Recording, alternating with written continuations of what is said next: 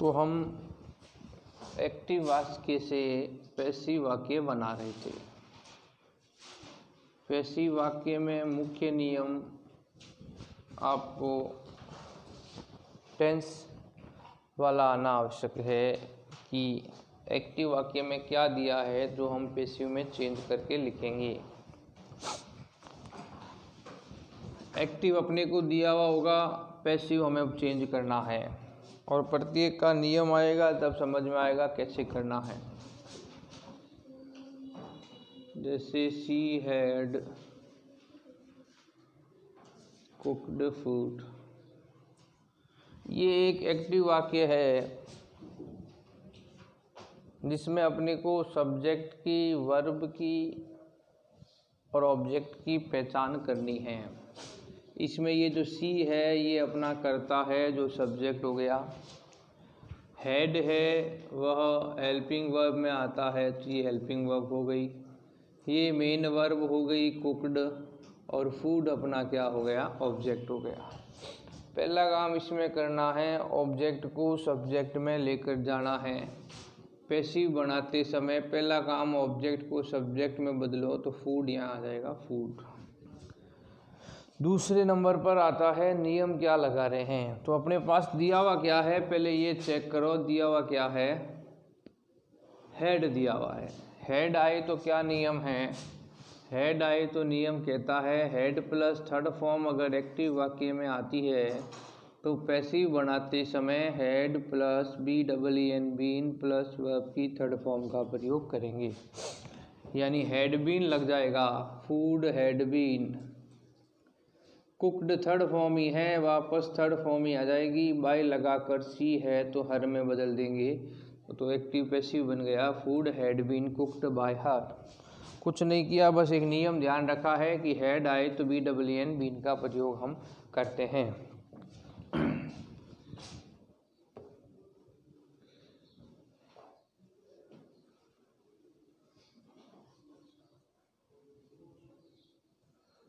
आगे देखें, Mohan will buy A car. इसमें सब एक्टिव वाक्य में मोहन अपना सब्जेक्ट है, ये हेल्पिंग वर्ब है, ये वर्ब है और ये कार अपना क्या है, ऑब्जेक्ट है। पैसिव बनाते समय पहले क्या ध्यान रखते हैं, सबसे पहले क्या आता है, सबसे पहले क्या आता है, ऑब्जेक्ट किसमें बदल जाता है, सब्जेक्ट में। यानी ऑब्जेक्ट क्या आ रहा है, ए कार आ रहा है। ए कार आगे चला जाएगा, सबसे पहले आ गया ए कार। जैसे इसमें हेड आ रहा था तो हेड बीन का प्रयोग किया, इसमें हेड नहीं आ रहा है, इसमें विल आ रहा है तो विल सेल का अपना नियम है। विल सेल आए तो वर्ब की फर्स्ट फॉर्म आए तो अपने को विल सेल वापस लिखना है, प्लस BEB का प्रयोग करना है। ये याद रखने वाली बातें हैं कि विल सेल के साथ बी लगाना है। यहाँ मोहन के साथ विल आ रहा है, यहाँ ए कार के साथ भी विल भी आएगा। ए कार विल, विल के साथ जोड़ देंगे बी। बाई की थर्ड फॉर्म लाओ, बाई बॉट, बॉट होता है तो बॉट आ जाएगा और बाई लगा कर क्या लिख देंगे, मोहन लिख देंगे। तो ये car will be bought by Mohan आ जाएगा। तो विल आया तो बी का प्रयोग किया और हेड आया तो बीन का प्रयोग किया, ये अपने को याद रखना है।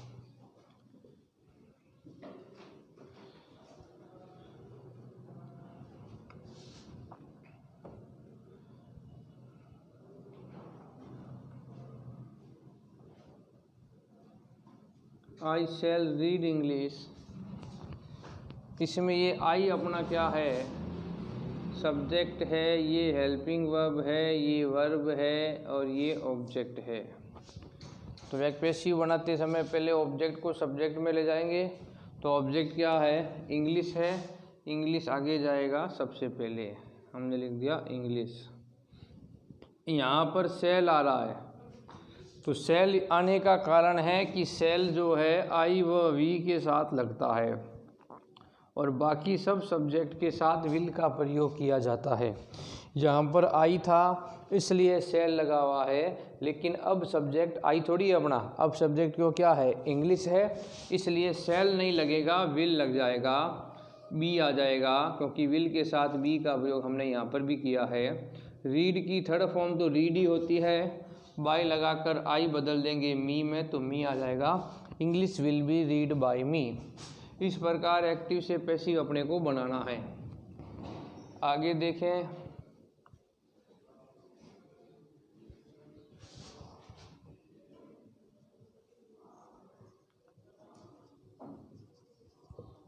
सी मे बाय ए हाउस। इसमें अलग क्या आ रहा है, देखो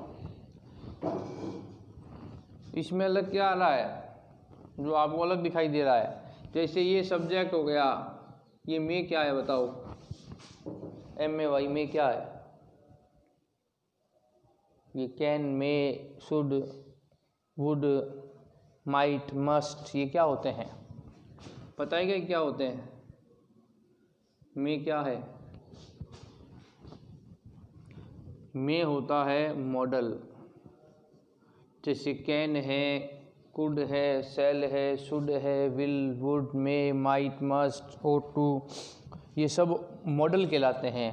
और मॉडल का नियम था modal plus be plus verb की थर्ड फॉर्म का प्रयोग करना है। इसमें वर्ब क्या है, वर्ब है बाई, ऑब्जेक्ट क्या है, ए हाउस है। तो हम जब चेंज करेंगे पैसिव में तो ऑब्जेक्ट तो आ गया ए हाउस। और आपको याद यही रखना है कि एम ए वाई में जो है मॉडल है, और मॉडल वापस आता है जो भी दिया हुआ हो उसके साथ बी ई बी लगा देते हैं तो बी लग गया। और बाई की थर्ड फॉर्म लिया हो क्या होती है, बॉट बाय, सी को बदल दो हर में तो हर आ जाएगा। ए हाउस में बी बॉट बाय हर। तो मॉडल जब भी आए तो मॉडल के साथ बी का प्रयोग करना है। विल सेल आए तो विल सेल के साथ भी बी का प्रयोग करना है, जो हमने यहाँ किया है। और बाकी जो हेड वाला नियम था, हैजेव का नियम था, इजारेम का नियम था, वो अलग था।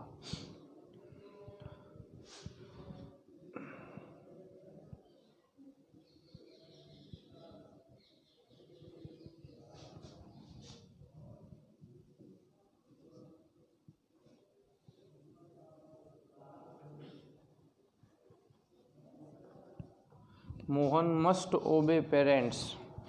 तो यहाँ पर ये मोहन सब्जेक्ट है अपना, मस्ट अपना मॉडल है क्योंकि मस्ट मॉडल में आता है, ओबे अपनी वर्ब है और पेरेंट्स जो है वो ऑब्जेक्ट है। तो ये पेरेंट्स जाएगा आगे पैसिव में। तो सबसे पहले लिख देंगे पेरेंट्स।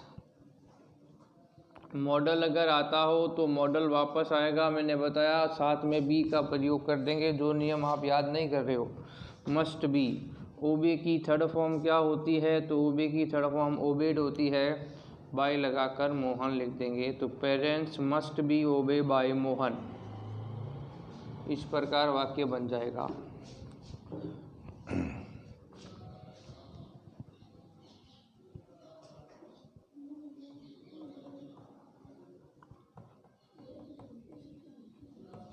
अब देखो एक नया वाक्य और आ गया, you do not play cricket. यहाँ पर ये यू सब्जेक्ट है, डू नॉट नॉट नेगेटिव के लिए आ रहा है, डू नॉट जो है सिंपल के नेगेटिव के लिए आ रहा है, ये वर्ब है और ये ऑब्जेक्ट है।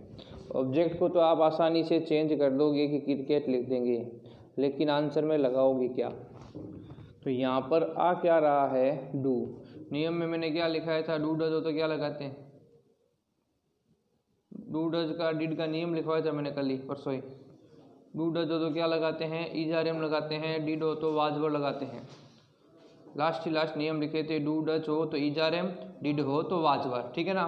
तो यहाँ पर डू आ रहा है ना, तो इजारेम का प्रयोग करना है। क्रिकेट एक वचन है इसलिए इज लग गया। नॉट का नॉट आ जाएगा, प्ले की थर्ड फॉर्म लिया हो प्लेड हो जाएगी। और बाय लगाकर सब्जेक्ट यू है तो यू का यू ही आ जाएगा। इस प्रकार हमने ये एक्टिव से पैसिव अन्य 3 नियमों से कर लिए, जहाँ हेड आता हो, विल सेल आता हो, या मॉडल आता हो, या do not, does not, did not का प्रयोग हो। तो किस तरीका एक ही है कि ऑब्जेक्ट को सब्जेक्ट में बदलना है, एक ही तरीका है। बस 1-2 नंबर पर नियम याद रखना है, वो आपको याद रखना पड़ेगा। वर्ब की थर्ड फॉर्म सब में लगानी है, ये हमने देख ली। बाय लगाकर ऑब्जेक्ट जो भी हो, सब्जेक्ट जो भी होगा उसको ऑब्जेक्ट में बदलना, ये सब में फिक्स आ रहा है। बस ये सेकंड नंबर पर जो नियम लगाना है कि यहाँ बी लगना है या बीन लगना है या बी लगना है या फिर इज लग रहा है, आर लग रहा है, बीइंग लग रहा है, वो आपको याद रखना है। इसमें मुख्य चीज़ यही है कि आप नियम कैसे याद करते हो।